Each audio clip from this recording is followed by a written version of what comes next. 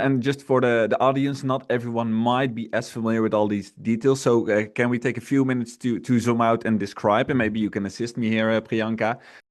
So we Mhm. basically have the FCR markets, we have the Yes. aFFR markets, we have the Yes. mFFR markets, and then we have the RR Yeah. markets. Yeah. Yeah. Can you shortly explain in a few minutes' time Hmm. what are these markets, what Yes. are the time frames, and also looking at, let's say, physical imbalance settlement prices, which one have the most or the largest role? Yeah, yeah.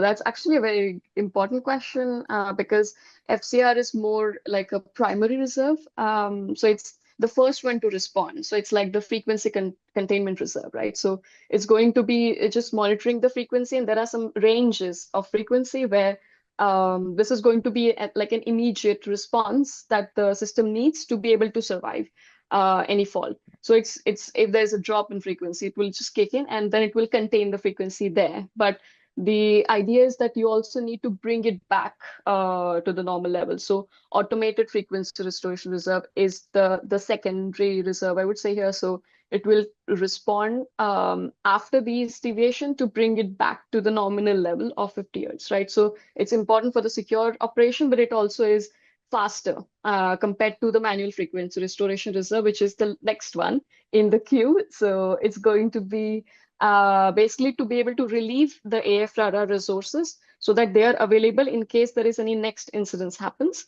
So it's relieving the aFRR from its duty, and it's just taking a little bit longer to respond. That is okay. That is the manual frequency restoration reserve. So that is the third one. And replacement reserve is the one that is coming afterwards, but I would say it's not so common everywhere. And the first three are the most important ones. So this is like a very brief explanation of those. And there are different markets set up. And to your question of which one has the most impact on the imbalance prices, I would say it's very different countries. So it all depends on the market design mechanisms that are set up by the TSO. So that's why I think like this kind of interaction that we have with the TSOs is very important for us to understand what are their rules, what are the market designs, and how are they evolving. Because now with let's say in Nordics, we have both Picasso and in some countries, and also there is this mFRR. So there is a way to include both of them. And this way has been, there are discussions of how this would change and this could change. So what is the best way? Because the TSOs also want to ensure that they don't have any under coverage or over coverage with the imbalance prices that they set up and the prices they have to pay for the Picasso, because Picasso is ultimately a TSO platform. So the BSPs and BRPs who are participating are through the TSOs. They only have access to the national TSO, and the TSO is going to the platform at the European level. So there's a bit of differences here. Yeah, so you're basically saying that Picasso as a platform is a TSO platform only, where BRPs and BSPs have no access. They access it basically via the Via the direct access. TSO. Exactly. So you explained the FCRs, that is basically in seconds, and then you have your aFFR, the automatic one, and mFFR, the manual one, which is in the first, let's say, 15 minutes or so. Can you Mhm. just explain to the audience on how do market participants interact in these markets? FCR markets are basically more Mhm. bilateral, so to say, while the other ones are more daily bits. Can you walk us through and how does it affect these traders? Again, these are a bit differently set up depending on where you are. So I will take some references. So FCR is basically, these are usually already cleared the day before, because again, these are insurances for the TSO that, the resources are going to be there for any activation. So you get paid for the capacities. So in Nordics, we have FCRD and FCRN, different types of uh, products, right? So you already get paid for like FCRD, for example, just for being there. But for FCRN, the compensation is a bit different. So you get paid for the capacity.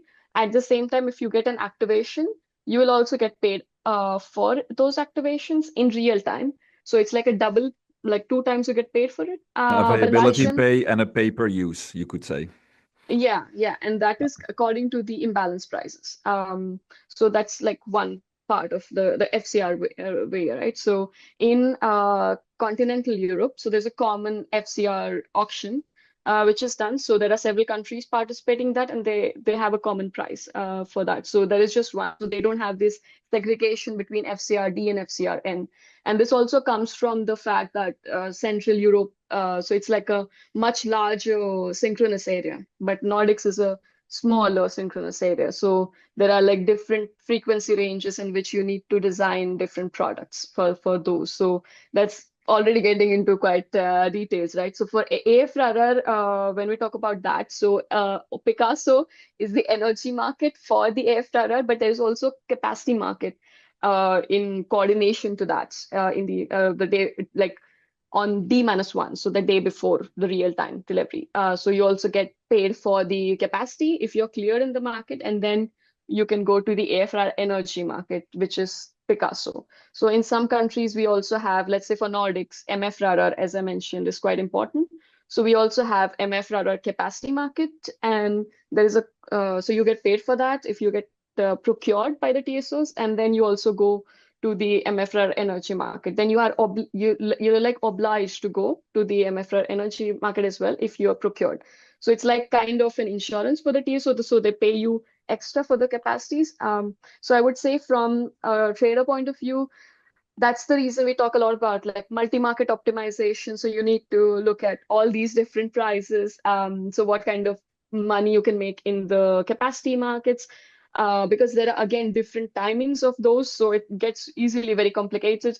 Some are cleared before the day ahead market, some are cleared after the day ahead market. So you have different level of information at the time when you are actually allocating your volumes, because there are also obligations on how you send in your volumes. And if you do that, then you have to also keep those volumes reserved in case there is any, need for the activation. So you can't just like reuse your volumes many, many times, right?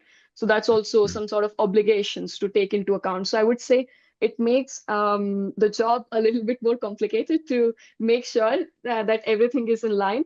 And then it also depends on what kind of asset you have, but also to make sure that you have those like certain volume constraints to take into account. So it gets very complicated for human decision making. So there is a lot of optimization models actually in place for most operators, that they use these type of optimizations to models to make sure that everything is in line and you're doing the best decisions, but you're also respecting all the constraints that you have to, and so on. Yeah.